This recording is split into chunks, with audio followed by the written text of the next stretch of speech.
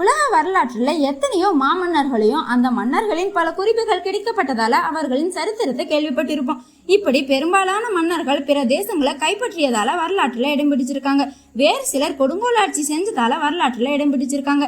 இன்னும் சிலர் அரச குடும்பத்துல பிறந்தோம் என்ற ஒரே காரணத்தால ஆட்சி செஞ்சு முடிச்சிருக்காங்க. இப்படிலாம் இல்லாம ஒரு மன்னன் தன் வீரத்துல மட்டும் இல்லாம சேவையிலையும் தலை சிறந்த ஒரு மன்னனை பத்தி கேள்விப்பட்டிருக்கீங்களா?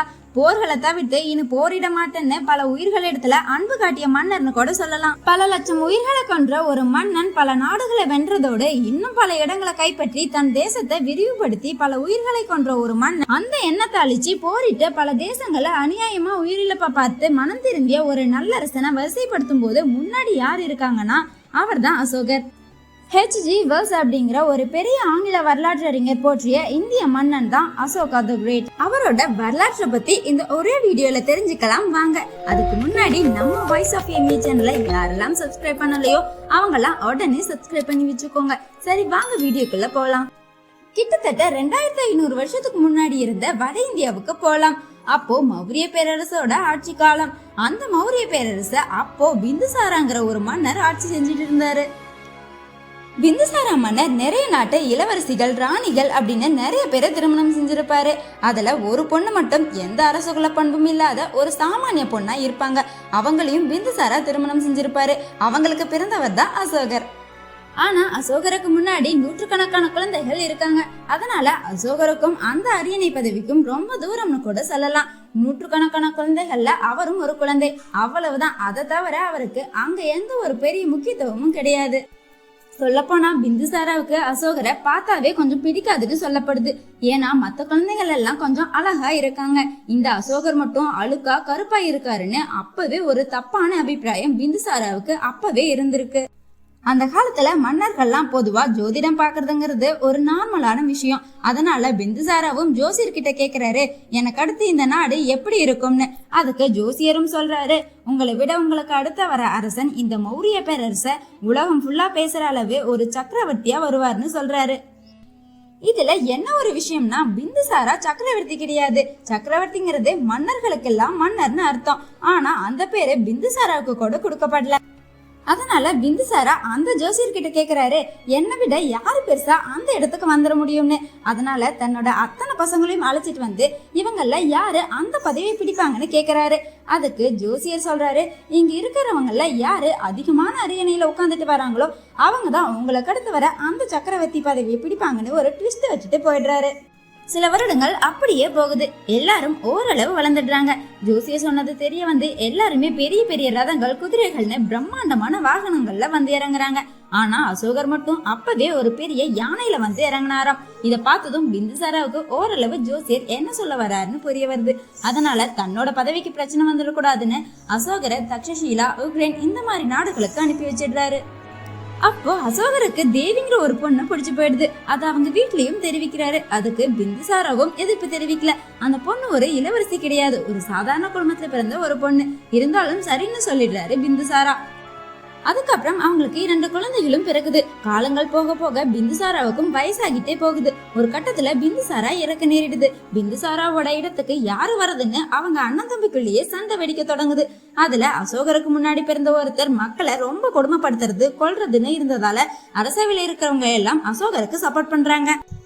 அதுக்கப்புறம் பிந்துசாரா இருந்து 4 வருஷம் கழிச்சு ஆட்சி பொறுப்பே இருக்கிறாரு அசோகர். அப்போ அசோகருக்கு என்ன தோணுச்சுன்னா, அப்பா விட்டுட்டு போன இடத்துலதான் நான் இருக்கேன், இது பத்தாது என்னோட பேர் இந்த இந்தியாவில இருக்கிற எல்லா இடத்துக்கும் பரவணும்னு நினைக்கிறாரு. ஏன்னா எங்க அப்பா என்னையும் எங்க அம்மாவையும் சாதாரண குடும்பத்துல பிறந்ததால தானே தாழ்த்தி வச்சாரு. அதனால நான் இங்க இருக்கிற எல்லா மன்னர்களையும் அடக்கி எல்லா மன்னர்களோட தலகணத்தையும் அழிக்கிறேன்னு சுத்தி இருக்கிற எல்லா நாடுகளையும் சூறையாடுறாரு. ஆனா அதை தாண்டி தமிழ்நாட்டுக்குள்ள வர முடியல.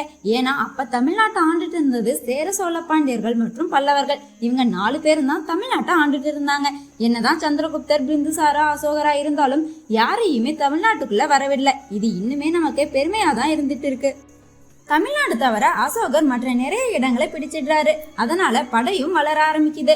ஆனாலும் அது அசோகருக்கு பத்தல. மற்ற இடங்களையும் கைப்பற்றணும்னு நினைக்கிறாரு. அது எந்த அளவுக்குன்னா, அசோகர் நம்ம நாட்டை நோக்கி படையெடுத்து வராருனாவே அவரோடு சண்டை போட்டு ஜெயிக்க முடியாதுன்னு மற்ற சில நாடுகள் தானாவே வந்து சரணடைஞ்சிருவாங்களாம். அந்த அளவுக்கு போர்படை அசோகர் கிட்டே இருந்தது. இப்படிலாம் போகிட்டு இருக்கிறப்போ ஒரு சின்ன நாடு மட்டும் நம்ம நாடு மாதிரியே யாரையும் உள்ள விட்டது கிடையாது. மௌரிய பேரரசுல பிந்துசாரா, சந்திரகுப்தர் இவங்கெல்லாம் இந்தியாவோட மிகப்பெரிய மன்னர்கள். எந்த அளவுனா இந்தியாவுல பாதி ஆண்ட மன்னர்கள். இப்படி இருந்தும் இவங்களால கூட அந்த இடத்தை வெல்ல முடியல.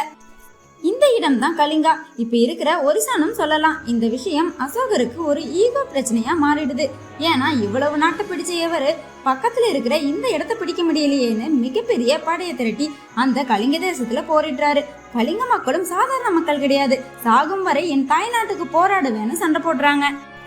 இந்த போர் நாட்களை கடந்து வாரங்களாகுது, வாரங்கள் மாதங்களாகுது. கடைசியா அசோகரால ஜெயிக்கவே முடியல. இவங்களை தோற்கடிக்க முடியலன்னு அசோகர் என்ன பண்றாருன்னா கலிங்க தேசத்துக்கு போக வேண்டிய தண்ணி, உணவுகள் அப்படி எல்லாத்தையுமே நிறுத்திடுறாரு. கலிங்க நாட்டுக்குள்ள இருக்கிற மக்களுக்கு உணவு கொடுக்காம கொடுமை பண்றாரு. அப்பவும் கலிங்க நாட்டு மக்கள் முடியாம கூட சண்டை போடுறாங்க. அந்த நேரத்துல அசோகர் உள்ள பூந்து சண்டை போட்டு ஜெயிச்சிடுறாரு. இவ்வளவு கஷ்டப்பட்டு ஜெயிச்ச ஒரு போர், அதனால அந்த இடத்துல போய் கொண்டாடலாம்னு உள்ள நடந்து போறாரு. அப்போதான் பாக்குறாரு சுத்தியும் ரத்த வெள்ளத்துல மக்கள் செத்து குவிஞ்சிருக்கிறாங்க. இதுலயும் சில பேர் நான் செத்தாலும் உங்களுக்கு அடிபணிய மாட்டேன்னு அசோகர் முன்னாடியே தற்கொலை பண்றாங்க. இதெல்லாம் பார்த்த அசோகரின் மனம் அமைதியா அழ தொடங்குது. இவ்வளவு நாட்டு ஆட்சி செஞ்சு இவ்வளவு உயிர்களை கொன்று இதுல நான் எப்படியா நிம்மதியா இருக்க முடியும்?